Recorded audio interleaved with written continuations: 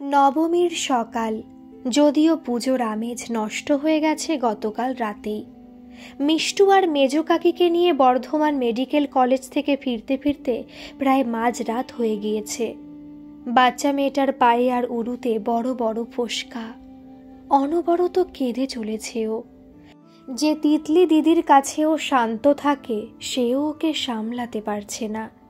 মিষ্টুকে ঘুম পাড়িয়ে প্রায় ভোর রাতের দিকে চোখটা লেগে গিয়েছিল তিতলির। বসুধার ডাকে আবার ধড়মড়িয়ে উঠে বসল। এই তিতলি, তিতলি, ওঠ না, সর্বনাশ হয়ে গিয়েছে।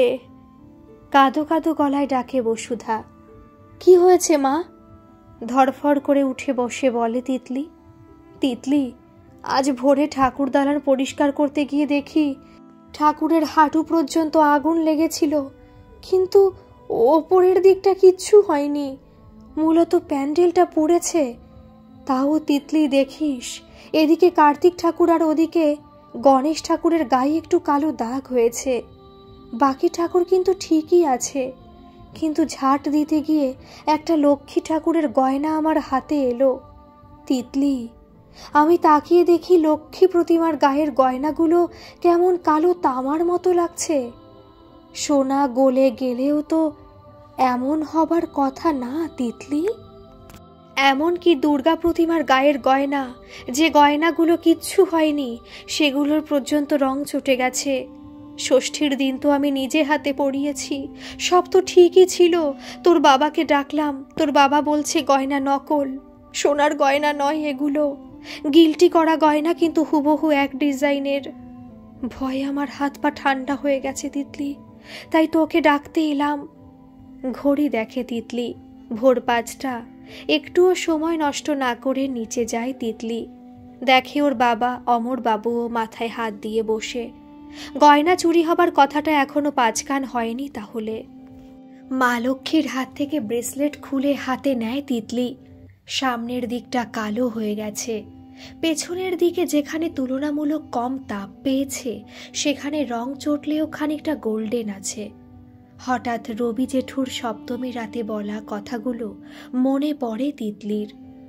এবারের ঠাকুরের গয়না যেন একটু বেশি চকচকে, পালিশ করানো হয়েছে কি? একটুও সময় নষ্ট না করে ওপরে দাদুর ঘরে যায় তিতলি। মণিবাবু তখনও ঘুমে আচ্ছন্ন।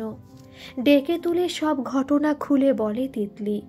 তারপর বলে, ভেবে বলো তো দাদু, গয়না কবে পালিশে পাঠিয়েছিলে? মণিবাবু বলেন, এবছর তো পালিশ করায়নি দিদি। ভেবে বলো দাদু, চুড়িটা কিন্তু খুব সাধারণ চুড়ি নয়। গয়নাগুলো ব্রিটিশ আমলের, সবচেয়ে গুরুত্বপূর্ণ ওই লর্ড কার্জনের ছবি দেওয়া গিনিটা। মাথা নেড়ে সায় দেন মণিবাবু। অনেকগুলো প্রশ্ন ভিড় করে তিতলির মনে। তাহলে এবারে কি মাতৃ আরাধনা আগাগোড়ায় নকল গয়নায় হয়েছে, নাকি মাঝে গয়না বদল হয়েছে? যাই হয়ে যাক, গভীর ষড়যন্ত্র হয়েছে, এটা পরিষ্কার। বেলা বাড়ার সঙ্গে সঙ্গে হই হই পড়ে যায় লাহা বাড়িতে। শোকে শয্যা নিয়েছেন সুধাময়ী দেবী। মণিবাবুও দুঃখে মুহ্যমান। পুজো বন্ধ করার সিদ্ধান্ত নিজেই নিয়েছিলেন।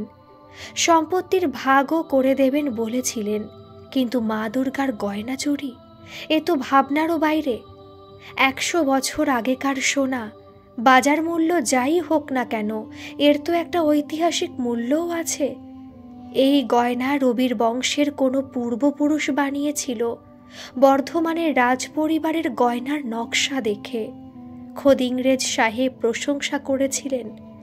একখান চিঠিও আছে, যেটা তৎকালীন ইংরেজ সরকার লাহাবাড়ির দুর্গাপুজো সম্পর্কে লিখে পাঠিয়েছিলেন। সযত্নে সিন্ধুকে সেটা এখনো লালিত। সেই গয়না বদল হয়ে গেল, এত বড় পাপ!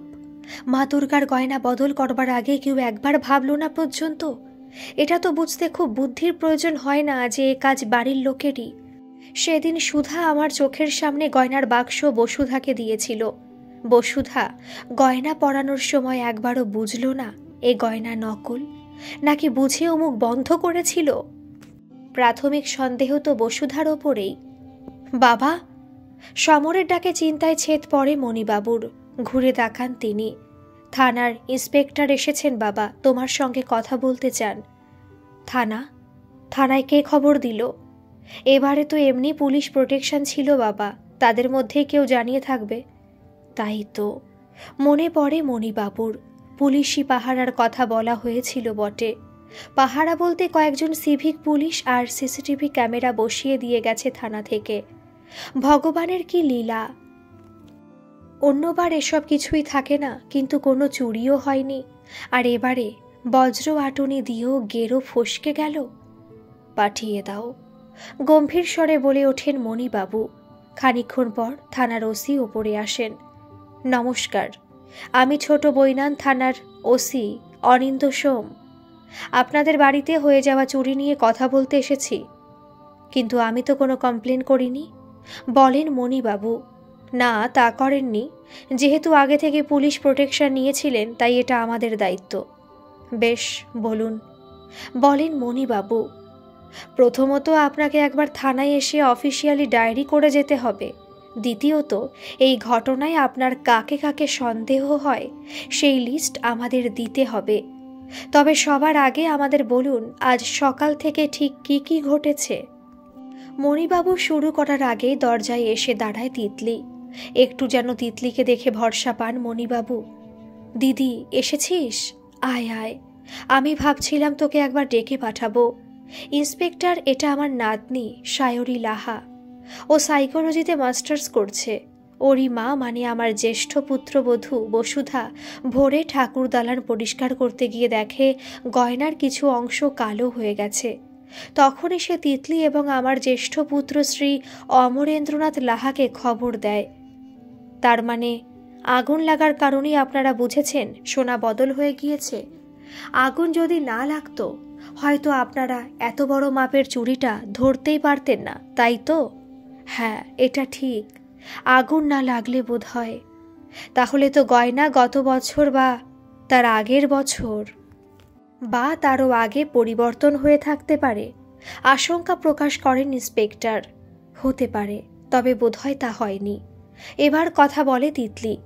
আপনি এত শিওর কি করে হচ্ছেন? জিজ্ঞেস করেন ইন্সপেক্টর।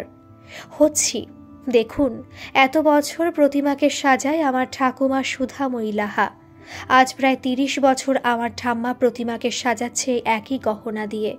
এই বছরের শারীরিক কারণে আমার ঠাম্মা নিচে নামতে পারেননি। আমার মাকে গয়নার বাক্স দিয়েছিলেন, আর এবারে এই বিপত্তি। এত বছরের অভিজ্ঞতা ঠাম্মার, গয়না বদল হলে ঠাম্মার চোখে পড়তই। মাথা নেড়ে সায় দেন ইন্সপেক্টর। কিন্তু উনি যদি ইচ্ছে করে না বলেন? আমার ঠাম্মা ধার্মিক মানুষ ইন্সপেক্টর, এসব করার কথা উনি স্বপ্নেও ভাববেন না। শুনুন, আপনাদের কথা বলি কটা। গয়নাটা কিন্তু শুধু আপনাদের পারিবারিক সোনা নয়। মা দুর্গার হাড়ে লর্ড কার্জনের ছবি দেওয়া একটা গিনিও ছিল। যদিও ওই সময় কার্জন লর্ড ছিলেন না, কিন্তু পরবর্তী লর্ড ওনাকে সম্মান জানিয়ে ওনার ছবিতেই গিনি করেছিলেন। এছাড়াও আমি যতদূর জানি, ইংরেজ সরকার প্রথম দুর্গাপুজো শুরু করবার জন্য বেশ কিছু গয়না দান করেছিলেন, এবং তাতে তখনকার মার্কও রয়েছে। বর্তমান বাজার মূল্য যাই হোক না কেন, ওই গয়নার অ্যান্টিক ভ্যালুও কম নয়। যদি এই সোনা আন্তর্জাতিক বাজারে গিয়ে থাকে, তবে শুধু ওই লর্ডের ছবি দেওয়া গিনি কোটি দুয়েকে বিক্রি হবে। বাকি গয়নার কথা ছেড়েই দিলাম। কাজেই একটা কথা পরিষ্কার বুঝে রাখুন, এই চুরির কিনারা না হওয়া পর্যন্ত আপনারা কেউ এই বাড়ি ছাড়তে পারবেন না। কড়া ভাষায় আদেশ শুনিয়ে বেরিয়ে গেলেন ইন্সপেক্টর। ঘরে পৌঁছে লাইট অফ করে চুপ করে শুয়ে থাকে তিতলি। গোয়েন্দা গল্প পড়তে পড়তে এবং মানুষের মন নিয়ে ঘাঁটতে ঘাঁটতে যে কোনো সমস্যার কিনারা করা একটা নেশা তিতলির। কিন্তু ট্রেনে পার্স চোর ধরা আর বাড়িতে সোনা চোর ধরা যে এক নয়, তা বিলক্ষণ বোঝে তিতলি। শখের চেয়েও এই মুহূর্তে এই রহস্যের কিনারা করা তিতলির কাছে ভীষণ প্রয়োজনীয়, কারণ সন্দেহের তালিকার মধ্যে প্রথমেই পড়ে তার মা। দাদুর কথাবার্তা শুনেও তিতলি খানিকটা বুঝেছে যে বড় বৌমাকে সন্দেহের ঊর্ধ্বে রাখছেন না খোদ মণিবাবুও। আচ্ছা, মায়ের কবছর বিয়ে হয়েছে? হিসেব মতো প্রায় 25 বছর। সময়টা কি খুব কম? দাদু কি মানুষ চিনতে পারে না, নাকি বিপদে স্থির থাকতে পারে না? কোনটা? না, যে করেই হোক মাকে এই অপবাদ থেকে মুক্তি দিতেই হবে। ভাবতে ভাবতে নোটবুক খোলে তিতলি। রিডিং ল্যাম্পটা জ্বালায়। যেই সব কিছু পয়েন্ট ওয়াইজ সাজাতে যাবে অমনি বাবা মায়ের কথোপকথন ভেসে এলো কানে। ওরা বোধহয় কেউই খেয়াল করেননি তিতলি পাশের ঘরে আছে। কি যে হলো বসুধা, এখন আটকে গেলাম এখানে। তুমি একবার যদি একটুও ঠিক করে দেখতে। কি দেখবো আমি শুনি, কি দেখব? 25 বছর বিয়ে হয়েছে, ওই গয়না কোনোদিন হাতে নিয়ে দেখতে দিয়েছেন মা? পুজোর সব কিছুই তো একেবারে যক্ষের ধনের মতো আগলে রাখেন, তাও শারীরিক কারণে অন্য কাজগুলো বছর 5 হলো মা ছেড়েছেন, কিন্তু পুজোর গয়না আমি তো ছাড়ো বাড়ির বউ, তোমরা তো পেটের ছেলে, হাতে নিয়ে দেখেছো কোনোদিন? চুপ করে যায় অমর। বসুধার এই যুক্তিটা ফেলে দেবার মতন নয়, এটা একদম ঠিক। মা সবকিছু ভীষণ আগলে রাখে। নেহাতি ওই লকারে ওদের 3 ভাইয়ের নাম আছে, তাই কখনো গয়না লকারে ঢোকানোর সময় গয়না হাতে নিয়েছে বটে, তবে সে আর কতক্ষণ, আর তখন তো সেভাবে দেখাও হয় না ওই গয়নাগুলো যাতে মিসপ্লেসড না হয়, বা যদি তুলতে ভুলে যাওয়া হয়। এটাই লক্ষ্য রাখা। এইটুকুতে কি সত্যি গয়না চেনা সম্ভব? কে জানে, মেয়েরা হয়তো পারে, ছেলেদের পক্ষে বেশ কঠিন। এবার ধীর কণ্ঠস্বরে বলে অমর, সত্যিটা হলো আমি বুঝলেও পুলিশ বুঝবে না বসুধা। গয়না তোমার দায়িত্বে থাকাকালীন বদল হয়েছে। এত টাকার গয়না, সবচেয়ে মূল্যবান মা দুর্গার গলায় ওই লর্ড কার্জনের ছবি দেওয়া গিনি, ওটা যে কোনো মূল্যে নিলাম হতে পারে আন্তর্জাতিক বাজারে। আই রিপিট, যে কোনো মূল্যে। 1 কোটি, 2 কোটি, এমনকি 10 কোটিও। 10 কোটি? তোতলাতে থাকে বসুধা। হ্যাঁ, জহুরির চোখে পড়লে তাই। আমি জিওলজিক্যাল সার্ভেতে এতদিন কাজ করার অভিজ্ঞতা থেকে জানি বসুধা, এসব অ্যান্টিক জিনিসের কোনো দাম হয় না, শুধু সোনার দাম মহামূর্খরা হিসেব করবে, আসল দাম তো ওই হারের অ্যান্টিক ভ্যালুতে। তবে হ্যাঁ, যে কোনো দোকানদার দাম দেবে না বটে, সেরকম দোকানে যেতে হবে। আর থাকতে পারে না তিতলি। অযাচিতভাবেই হুট করে ঢুকে পড়ে বসুধা আর অমরেন্দ্রর কথোপকথনের মাঝে। আচ্ছা বাবা, এই যে তুমি বলছো দাম 10 কোটি পর্যন্ত উঠতে পারে, এটা কি যথাযথ কাগজ ছাড়া সম্ভব? মানে আমি বলতে চাইছি, যে চুরি করেছে তার কাছে তো আর বিল নেই, তাহলে তার থেকে লোকে কিনবে কেন এত টাকা দিয়ে? ধুত, চোরা বাজারে কে কাগজ দেখে? রবীন্দ্রনাথের নোবেল চুরি হবার পর আর খোঁজ পেয়েছিস? নোবেলের প্রাপ্তি স্বীকারের কাগজ শুদ্ধ। চোরে নিয়ে গেছে বলছিস? না না, আমি কিছু বলিনি, শুধু সম্ভাবনার কথাগুলো আলোচনা করছিলাম আর কি। তার মানে চোরা বাজারে যে কোনো জিনিস অনায়াসে বিক্রি করা যায়, তাই তো? যায়। আচ্ছা বাবা, সাধারণ মানুষ এসব দোকান চিনবে কি করে? চেনার দরকার নেই তো, এসব জিনিস আছেই বা কত শতাংশ লোকের কাছে। ধরে নিলাম তুই বা আমি জানি না এর কত দাম হতে পারে, তবুও আমার জিনিসটা বেচার দরকার। তাহলে আমরা কি করব? সোনার দোকানে যাব। সোজা সাপটা জবাব তিতলির। এক্স্যাক্টলি, সোনার দোকানে যাব, আর সোনার দোকানে ঠিক জায়গায় খবর দিয়ে দেবে। এইসব প্রত্যন্ত জায়গার দোকানিরা এত সচেতন বাবা? না, এটা ঠিকই বলেছিস, সব সময় হয়তো না, তবে এরাও যখন বড় ব্যবসায়ীর কাছে বেচবে তখন তারা ঠিক অমূল্য রতন চিনে নেবে। আর তার আগেই যদি গলিয়ে ফেলে, ওই অবধি যদি না যায় বাবা? হতে পারে তিতলি, তবে সম্ভাবনা 2%। তাহলে তুমি বলছো চোরা কারবারিদের কাছে বিক্রি হয়েছে, তাই তো? যুক্তি দিয়ে ভাবলে তাই দাঁড়াচ্ছে যে তিতলি। কিন্তু সেক্ষেত্রেও যে আঙুলটা মায়ের দিকেই থাকছে বাবা। শেষ তো আসল গয়না মাই নিয়েছিল ঠাম্মার হাত থেকে। তোর মায়ের সঙ্গে আমি 25 বছর সংসার করছি তিতলি। বসুধায় কাজ করতে পারে না, এটা আমি হলফ করে বলতে পারি। এই বাড়ি, এই সংসার, তোরা, আমি, এই সব তোর মায়ের কাছে প্রাণের চেয়েও প্রিয় তিতলি। তোর মা আমার পকেট থেকে শুধুমাত্র খুচরো জমিয়ে জমিয়ে একবার আমার প্রয়োজনে 10,000 টাকা বের করে দিয়েছিল, না হলে সেই সময় হয়তো টাকাটা বন্ধুর থেকে ধার করতে হতো। তোর মা খুব হিসেবি আর সঞ্চয়ী, জানি তো বাবা, কিন্তু মায়ের এই স্বভাবটা তো এই বাড়ির সবারই জানা। মায়ের এই চরিত্রটাই কিন্তু মায়ের বিপক্ষে যেতে পারে এখন। নিন্দুকেরা বলতে পারে, যেহেতু তুমি এখন একটা বড় ফ্ল্যাট কিনেছ, বাজারে তোমার ধার আছে অনেক, তাই তোমার টাকার দরকার এখন। মা তাই সুযোগ পেয়ে এটার সদ্ব্যবহার করেছে।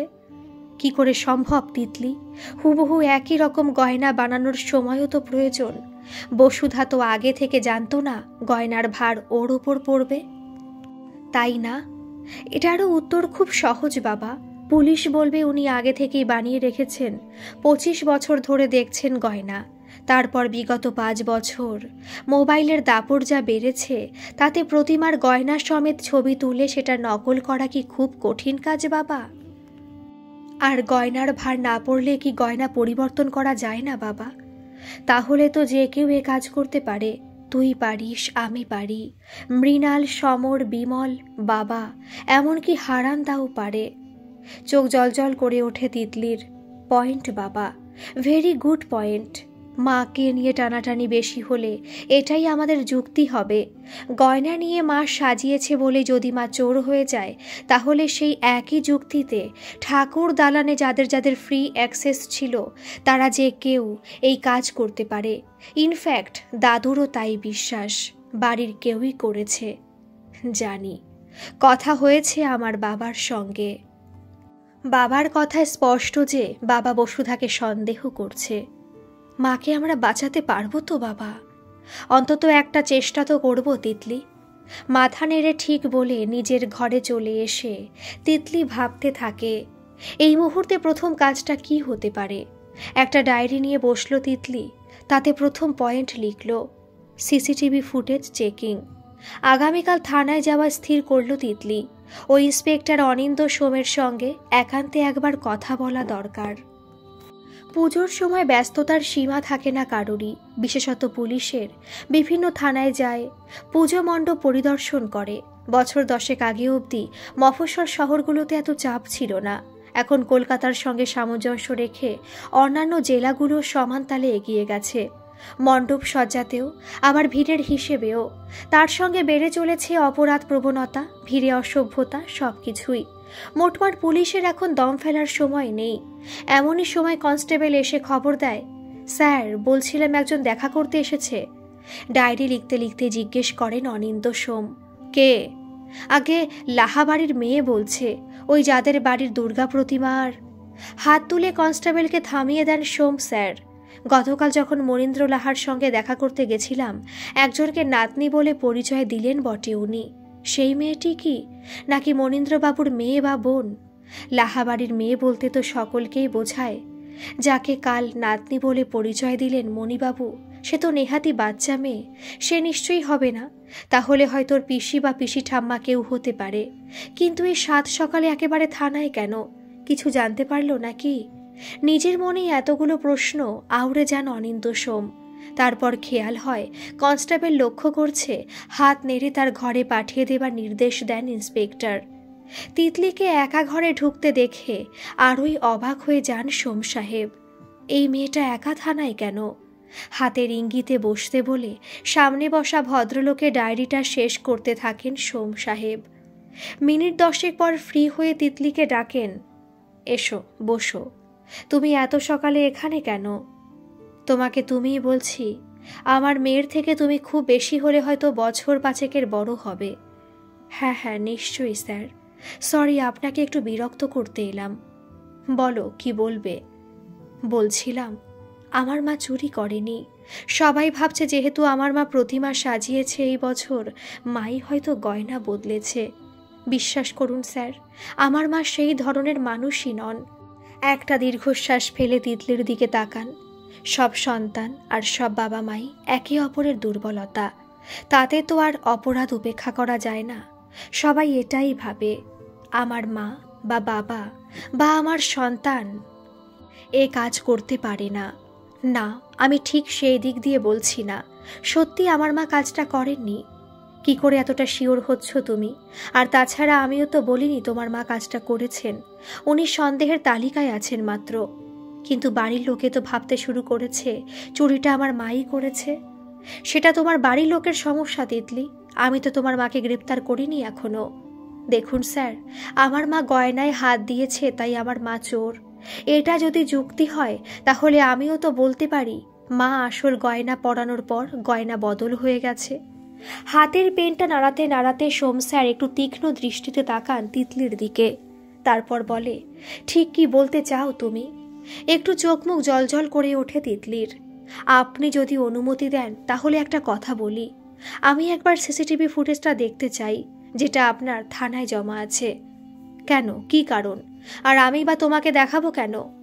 আমার পরিবারে এত বড় একটা চুরি হয়ে গেল, আমি এই কেসটাই একটু এগোতে চাই আপনাদের সাহায্য নিয়ে। গোয়েন্দাগিরি? এতটুকু মেয়ে তুমি গোয়েন্দাগিরি করবে? আমার মেয়ে হলে একটা টেনে চড় মারতাম। তোমার লেখাপড়া নেই, সেসব ছেড়ে গোয়েন্দাগিরি? এসবে কত রিস্ক আছে তুমি জানো? আর শোনো, আমার ধারণা যদি সত্যি হয়, খুব সাধারণ জায়গায় তোমাদের বাড়ির শোনা যায়নি।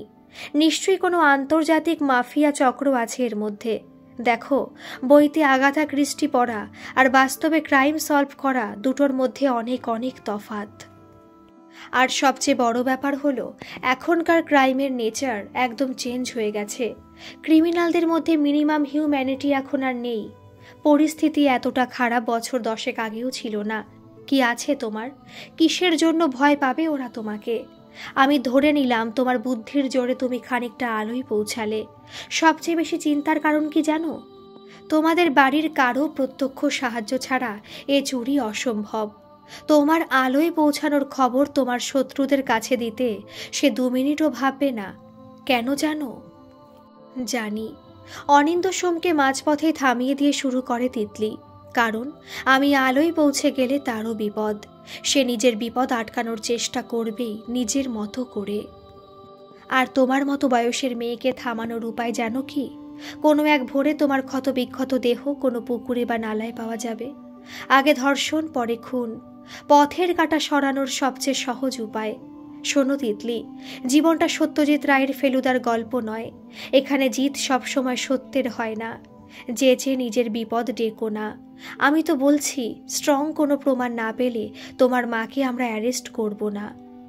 যে এত বড় একটা চুরি এত প্ল্যান করে করতে পারলো, আমার মায়ের মতন একটা সাধারণ গৃহবধূকে ফাঁসাতে আর কতক্ষণ সময় লাগবে স্যার?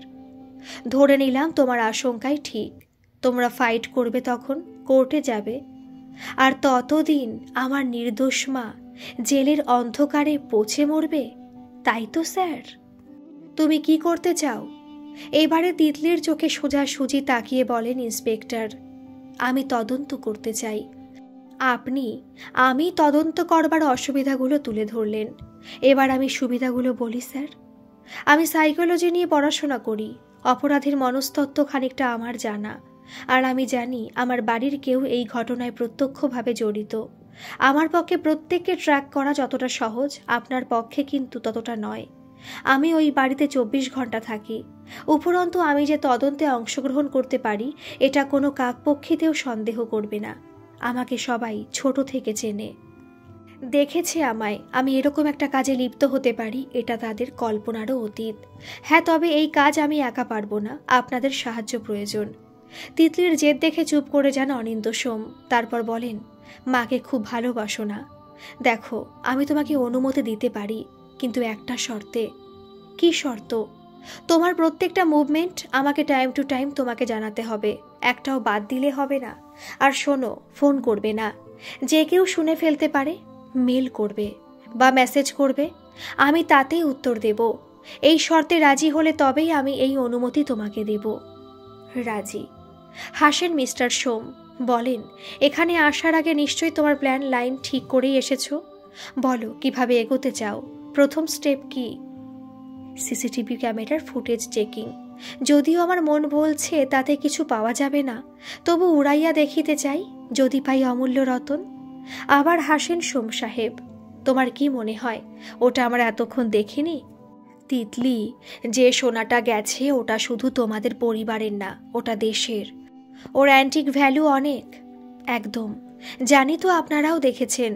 আর কিছু পাননি বলেই এখনো কাউকে গ্রেপ্তার করার কথাও ভাবেননি। পেলে এতক্ষণে কখন করে ফেলতেন। আমি ওটা দেখতে চাইছি অন্য কারণে। ওই প্রত্যেকটা অনুষ্ঠানে আমি উপস্থিত ছিলাম তো। যদি আনইউজুয়াল কিছু চোখে পড়ে, কনস্টেবল, ডাকেন মিস্টার সোম, দিদিকে সিসিটিভি ক্যাসেট দেখিয়ে দাও। ধন্যবাদ বলে উঠে চলে যেতে গিয়েও নিজের নাম শুনে পেছন ফেরে বলে, কিছু বলছেন? বলছি, তুমিও কিন্তু ওই বাড়িরই মেয়ে। জানি, তাই আমিও সন্দেহের ঊর্ধ্বে নই। এটাই বলবেন বলে ডেকেছেন তো? একদম, নিশ্চয়ই সন্দেহ করবেন বলে হেসে চলে যায় কন্ট্রোল রুমের দিকে। উফ, এ কি সমস্যায় পড়া গেল বলো তো। সিমলার টিকিট কাটা ক্যান্সেল করতে হবে মনে হচ্ছে। রাগে গজগজ করতে থাকে মৃণাল। মিষ্টুকে নিয়ে কদিন খুব ভুগল মৃণাল। তবু এই তো কটা দিন ওর আর সমরের একসঙ্গে ছুটি। এই কটা দিনই তো ওরা একসঙ্গে কাটাতে পারে একে অপরের সঙ্গে। ওকে নিয়ে লাহা বাড়ির যে প্রবল আপত্তি সেটাও জানে। চাকরি করা স্বাধীন চেতা বউ এদের একেবারেই পছন্দ না। দিদির মতো সংসারী মেয়েই চোখের মণি। বিয়ে হওয়া স্তকও শুনে এসেছে বসুধার মতন মেয়ে হয় না। বসুধা এই পারে ওই পারে, সে জায়গায় মৃণাল একেবারে শূন্য। নে আরও মাথায় তোল, যাকে মাথায় করে রাখতিস সেই তো এমন মারাত্মক ঘটনাটা ঘটালো। একেবারে ছিছি পড়ে গেছে গ্রামে। বেশ হয়েছে মনে মনে বলে মৃণাল। বড় বউ করে আদিক্ষেতাটা বাবা মায়ের কমবে এবারে। টিকিট কাল ক্যান্সেল করে দিয়েছি মৃণাল। একেবারে ক্যান্সেল করে দিলে? যাবার তো দেরি আছে এখনো দিন 10। এরকম মন নিয়ে যেতে পারবো না মৃণাল। বাড়ির যা অবস্থা, বড় বৌদির এখন কি হয় কে জানে। বেশ হয়েছে, এত ইরেসপন্সিবল হয় কি করে? মৃণাল, তুমি সত্যি বিশ্বাস করো যে এই কাজ বড় বৌদি করেছে? আমি কিন্তু করি না। আমি একবারও বলিনি বড় বৌদি করেছে। আমি বলছি এত ইরেসপন্সিবল হয় কি করে? গয়না নিজে হাতে পরালো, তারপর এরকম হয় কি করে? আচ্ছা মৃণাল, আজ যদি বড় বৌদির জায়গায় তুমি থাকতে, মা যদি তোমাকে বাক্স দিত, তারপর এরকম একটা ঘটনা ঘটত, তুমি চোর হয়ে যেতে? তুমি কি বলতে চাইছো?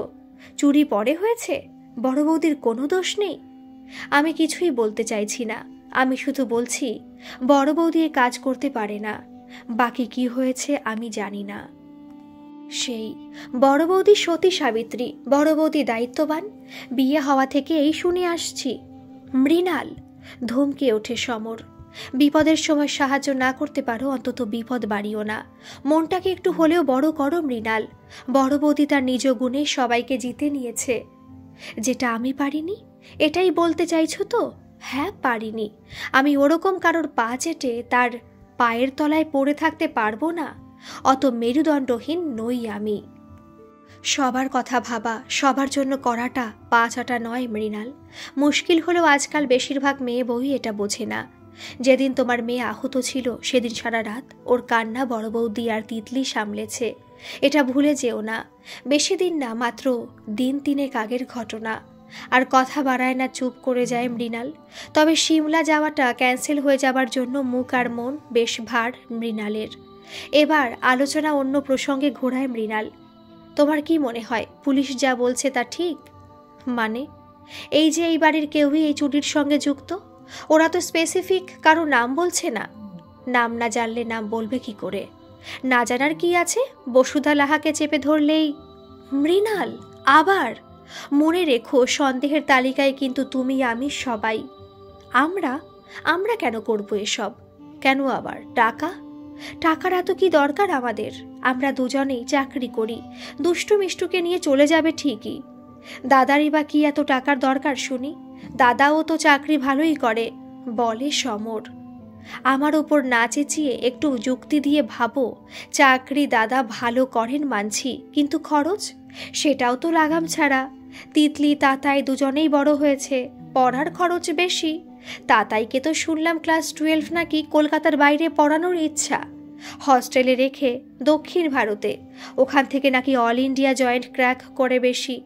জানি না বাপু, কি বোঝে এরা।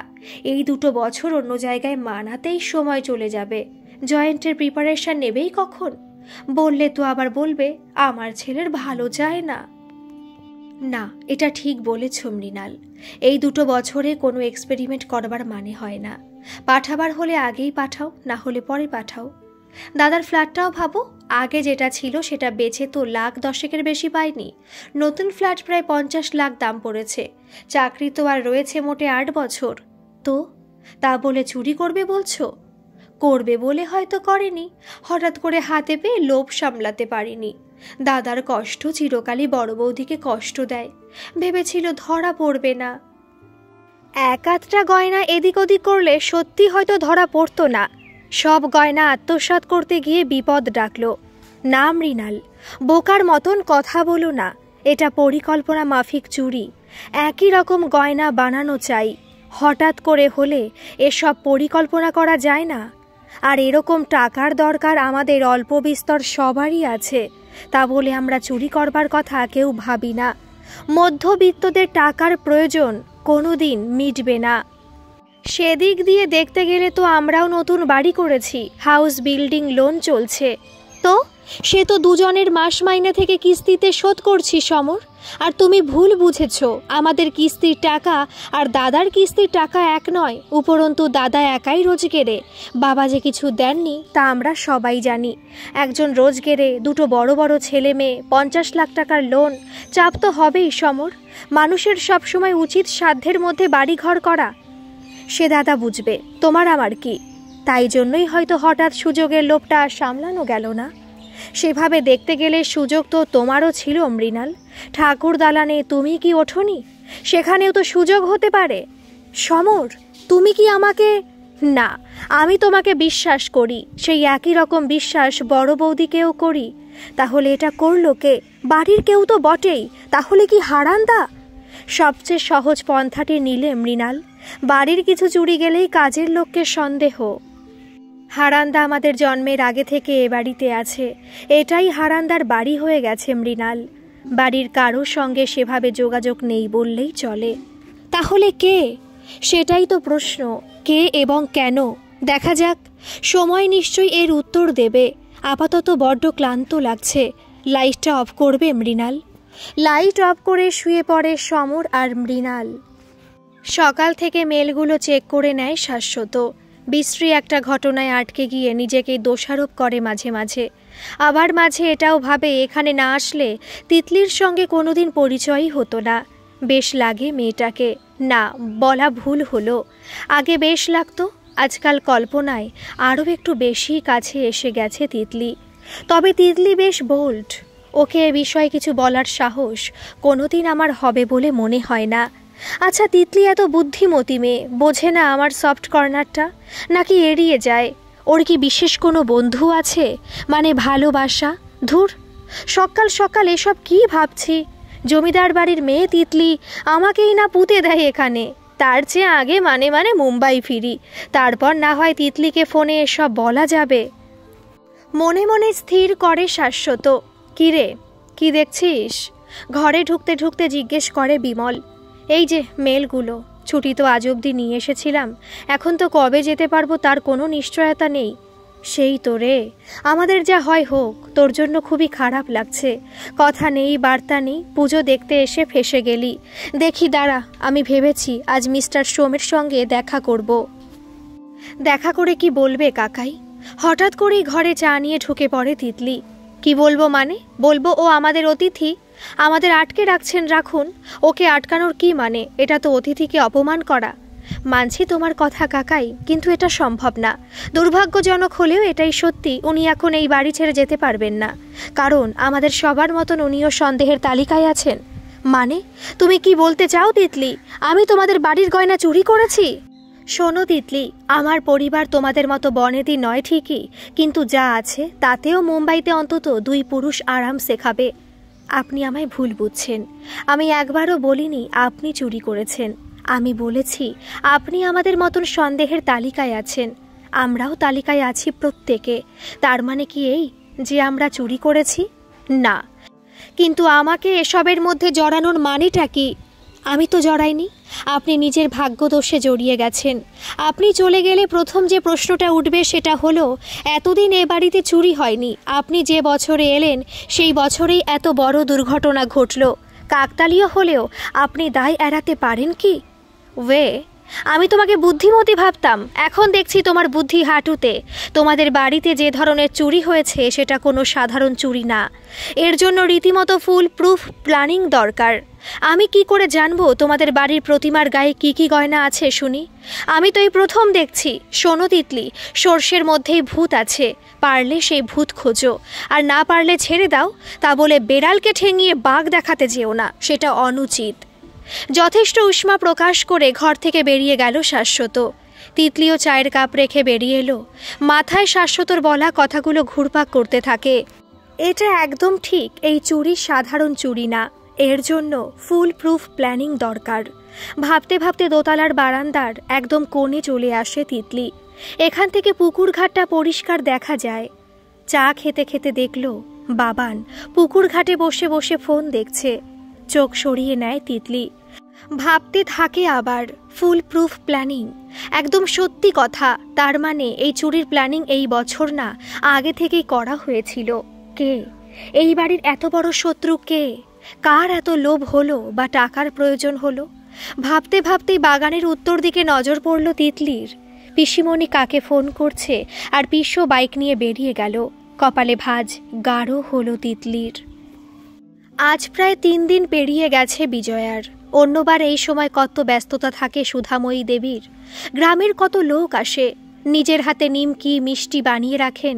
এবছর সেসবের ইচ্ছাই হয়নি। কেউ আসে উনি প্রণাম করতে, হয় পুলিশের ভয়ে বা নিজেরাই ভেবেছে এই সময় বিরক্ত করা ঠিক নয়। যদিও সুধাময়ী দেবীর মনে হয় প্রথমটাই ঠিক। কেউই আর এখন যেচে সমস্যায় জড়াতে চায় না। খুবই খারাপ লাগছে হারান আর মান্দার কথা ভেবে। গতকাল পুলিশ নিয়ে গিয়ে ভালোই মারধর করেছে ষাটোর্ধ্ব হারানকে। ওদের ধারণা ওরা সব জানে, ওদের সাহায্যে চুরি হয়েছে। যেহেতু লর্ড কার্জনের ছবি ছিল, তাই প্রশাসনও বেশ সক্রিয় এই ব্যাপারে। না হলে তো কত চুরি হয়, কে আর কার খবর রাখে? খুব বেশি হলে 1 সপ্তাহ, ব্যাস। কিন্তু ওই সোম সাহেব এই চুরিটার গুরুত্ব যথেষ্ট দিয়েছেন বোঝাই যাচ্ছে। হয়তো ওনার উপরেও চাপ আছে। সারা রাত হারান পায়ের কাছে বসে কেঁদেছে, শুধুই বলেছে, এদিন দেখার আগে মরণ কেন হলো না গিন্নিমা, বলতে পারো? এই বাড়ির খেয়েছি পড়েছি বড় হয়েছি, খোকাদের ছেলের মতন করে মানুষ করেছি। এমনকি নিজের বাড়ি পর্যন্ত বছরে 1 কি 2 বারের বেশি যায়নি। সে কি এই দিন দেখার জন্য? তুমি ছেড়ে দাও গিন্নিমা আমাকে, আমি দেশের বাড়ি ফিরে যাই। অসহায় সুধাময়ী বলেছেন, আমার কি আর তোকে ছাড়ার এখতিয়ার আছে রে? আমিও তো পুলিশের নজরদারিতে।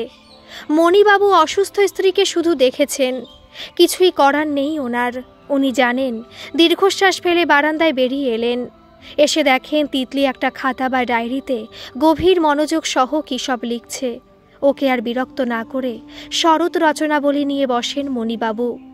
দাদু, তিতলির ডাকে ঘাড় ফেরান মণিবাবু।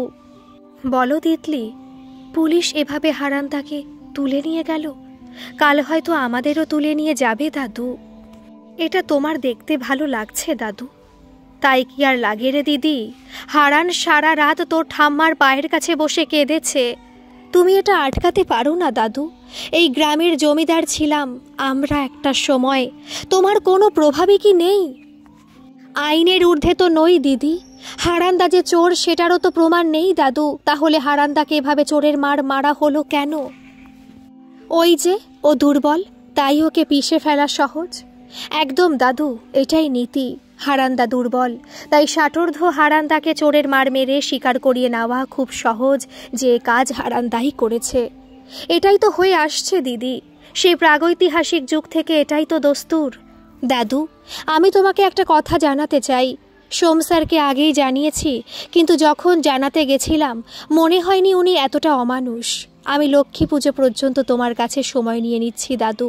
প্রকৃত চোরকে এর মধ্যে আমি ধরবই। তুই? অবাক মণিবাবু।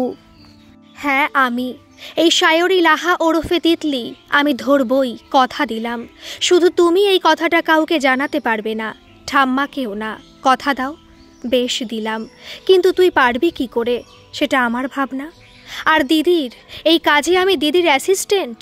তাতাইয়ের হঠাৎ আগমনে অবাক মণিবাবু এবং তিতলি দুজনেই। আবার বলে তাতাই, তুই কি ভাবলি দিদি আমি তোর ওপর নজর রাখি না? সব সময় রাখি। আরে গোয়েন্দার অ্যাসিস্ট্যান্ট হওয়াও তো খুব অ্যাডভেঞ্চারের দিদি, সেই সুযোগ কেউ ছাড়ে? বেশ, তাহলে যা যা বলবো তাই তাই পাই টু পাই করবি প্রশ্ন ছাড়া। একটা কথা মনে রাখিস তাই, চোর কিন্তু আমাদের বাড়িতেই আছে, হয় চুরি নিজেই করেছে বা কাউকে দিয়ে চুরি করিয়েছে। আর সেও প্রখর বুদ্ধিমান, তুই যতটা পারবি সাবধানে থাকবি, বুঝলি? বুঝলাম। বেশ দাদু, আসি এবারে, আমি আমার অ্যাসিস্ট্যান্টের সাথে কিছু কথা বলবো। আয়।